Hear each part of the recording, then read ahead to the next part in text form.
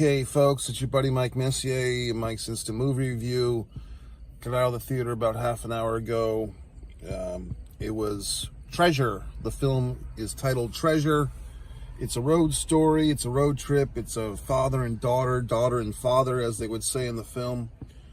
I think it's a good movie. I think you could call this a drama with a tinge of dramedy. I think dramedy is actually my favorite type of film. What is a dramedy? It's a mix of drama and comedy, which I guess you could say that this one is, but it's kind of maybe like 70-30 drama. So it's 1990, and this young lady, 36 years old, journalist, is taking her father. Well, they're meeting up. They're both from New York City. He's originally Polish. He's a survivor of World War II, Auschwitz. Should you see the movie? Should you not? I think it's a movie worth seeing. There will be no sequels. There will be no prequels. This is a standalone film, which is another favorite of mine. Oh, God in heaven. And I think it's a movie worth seeing, yeah. So I've never been to Auschwitz. I've never been to these places of historical significance, death camps. I have not traveled there. And it's intense, you know. In this movie, that's where they eventually end up, the father and the daughter, but there's a whole lot of stuff that happens before that. And this movie, I'll give it credit, you know, first of all, it's a period piece. At this point, 1990 is 34 years ago. So we have to, the filmmakers, there's no characters walking around with a cell phone. No one's got a laptop. It's a different time, folks.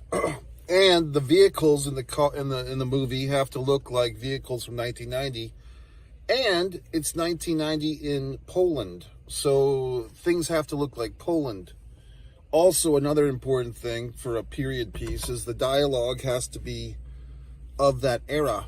Now, early in the film, there was a line from the female character, I would say the central character, Ruthie. She says, "Oh my fucking God." And I guess people talked that way back in 1990, like put the fucking in the middle of a phrase. I don't know if it was that prevalent. Maybe it was. I thought that was a thing that came later. I like to listen to that stuff. You know, for instance, there's a lot of expressions. You got this. I got this.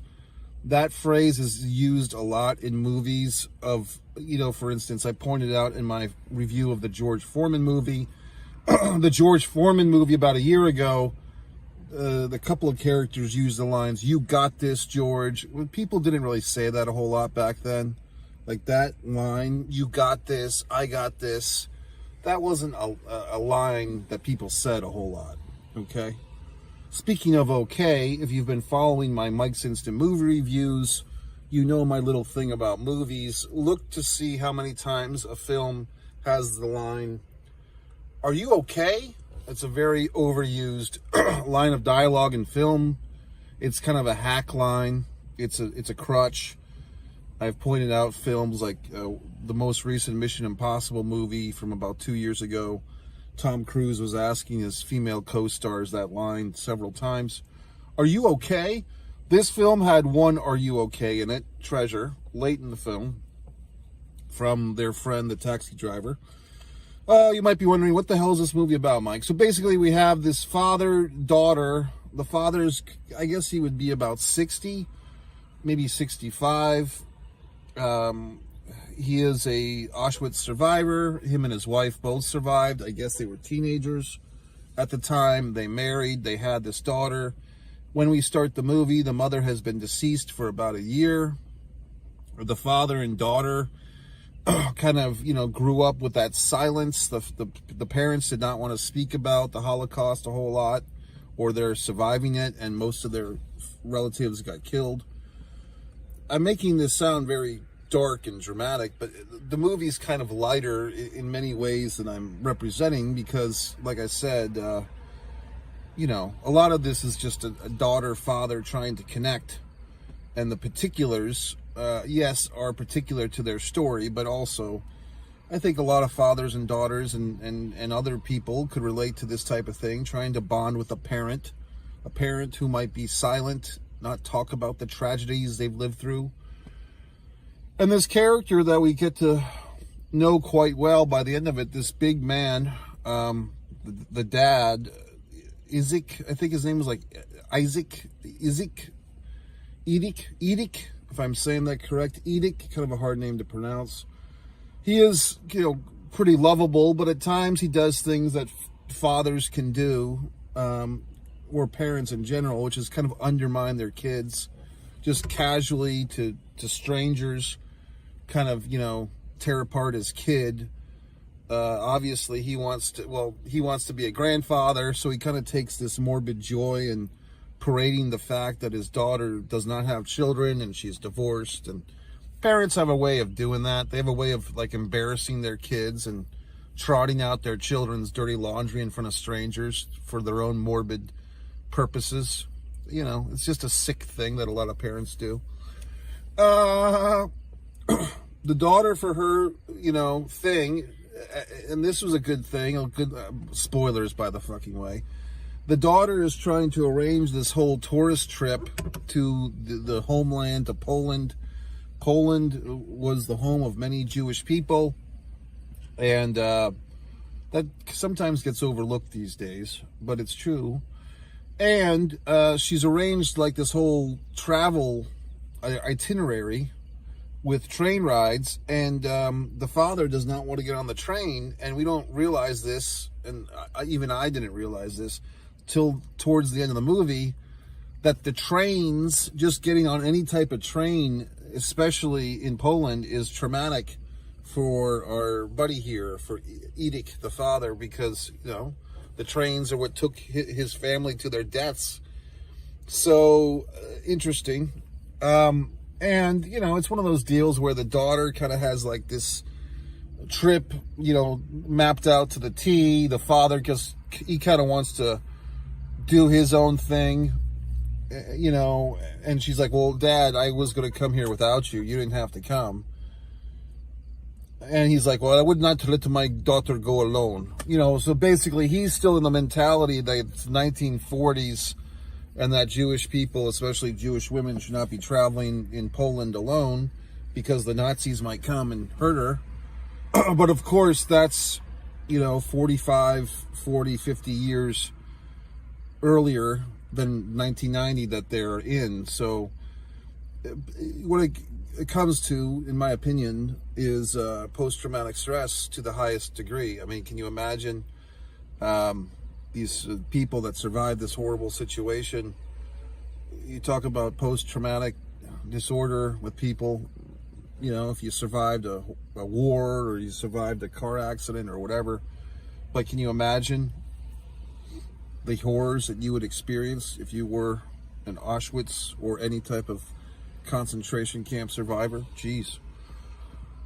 Once again, the movie's not that dark. It really isn't. It's just, these were some of the things you kind of leave with. The characters I did like. I mean, you can see that there's this pain that they've been sharing, and some of this stuff reminded me of elements of my own family in regards.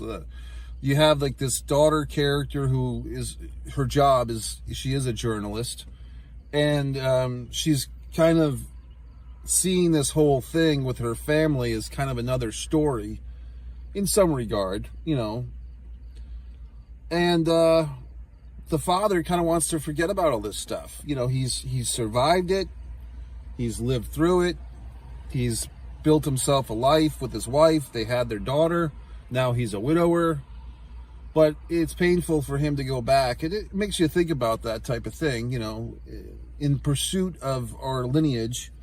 Do we dig up the ghosts of our relatives past and confront them with it? And, there's no easy answers here, folks. That's why some of this stuff, like this 23andMe and all this crap, I haven't done it. I haven't signed up for that stuff, but I'm sure some of you have, and you can leave your comments and your thoughts about it. But I mean, is it worth digging into this stuff. There are these stories now of people doing this 23andMe thing and finding out, oh my God, I was adopted, or oh my God, I have a sibling that I didn't think I had, or whatever the fuck. So all those types of stories are all over the place, all over YouTube. Interesting. Yeah, but I did like this movie. I mean, I thought it was quite good. I mean, I'd probably give it 3 3/4 or 4 stars. I mean, the significance of the movie is pretty high. I can speak for probably a good deal of us. Many of us will not have the opportunity or take the opportunity or make it to travel to Poland, to go to the war camps, the death camps, and explore. And many of us wouldn't want to, and many of us who might want to can't for whatever reason, financial. So a movie like this kind of gives you that experience in some regard. One little interesting thing is that the camps, the Auschwitz, some of the side characters, like the people at the hotel and stuff, refer to Auschwitz as the Auschwitz Museum. And our girl Ruthie there is quick to correct everyone and say, it's not a museum, it's a war camp, it's a death camp. She says death camp. And, and I'm kind of like that. I like precise language myself. I don't like it when people use words incorrectly. If they say things like, I could care less. I'm the first asshole to wave my hand and say, actually, idiot, you mean to say I couldn't care less. But, sometimes that rubs people the wrong way. So yeah, I like this film. I mean, is there anything... One thing I did like, and this is going to sound like a weird compliment. What I did like about this film, it didn't have an overbearing musical accompaniment score. Danny Elfman was not hired to write a full score for this movie. I just use him because he's done a lot of movies. Just like a lot of movies where they feel they need to have the violins and the harp and whatever the fuck else. What's that thing with the 2 poles and the radio signals that you put your fingers in? That weird instrument. It's like the sound waves, that thing.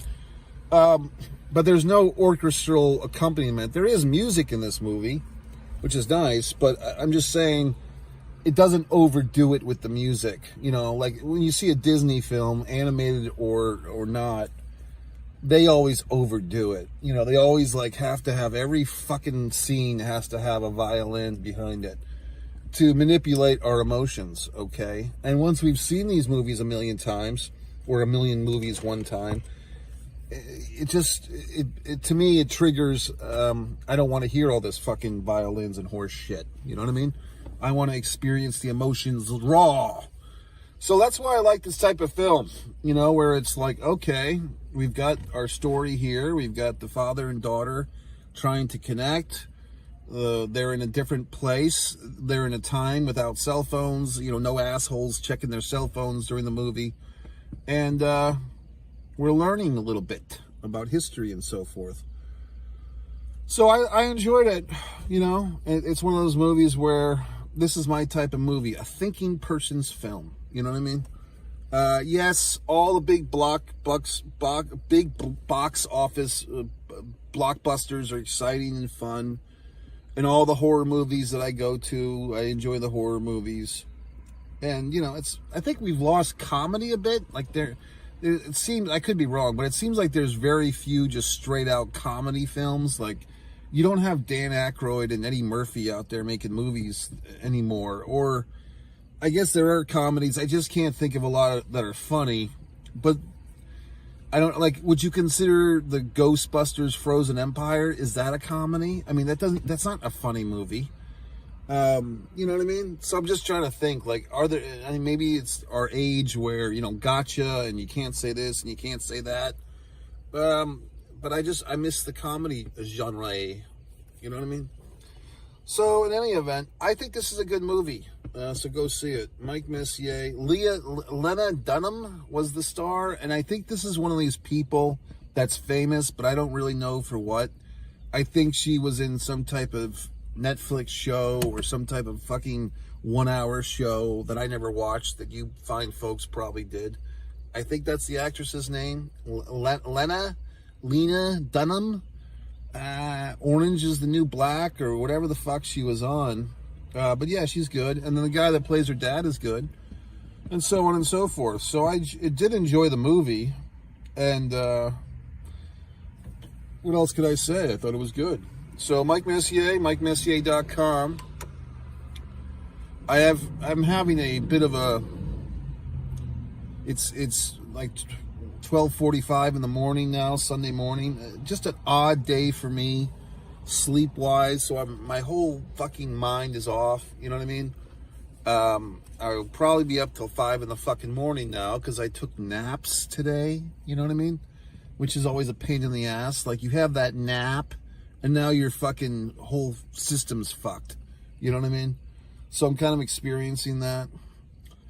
And you can go to One Artist, Mike Messier, to see my wonderful art on YouTube. One Artist, the number one artist, Mike Messier. You can go to One Man and a Camera Films to see my wonderful films. Blood Sugar Sedase, Disregard the Vampire, a Mike Messier documentary. Many Keys, The Heartbreak Monologue. All these wonderful presentations at your disposal. You can even subscribe to all these channels. Do your buddy a favor. You can go for the pro wrestling and sports fans, One Pro Wrestling and Sports Fan YouTube channel. I understand that the Mass Wrestling Fan has some new information for you wrestling fans. I'm going to put on my glasses. You can go to MikeMessier.com and buy one of my wonderful books. You can do all these things. These are your options. Okay, folks.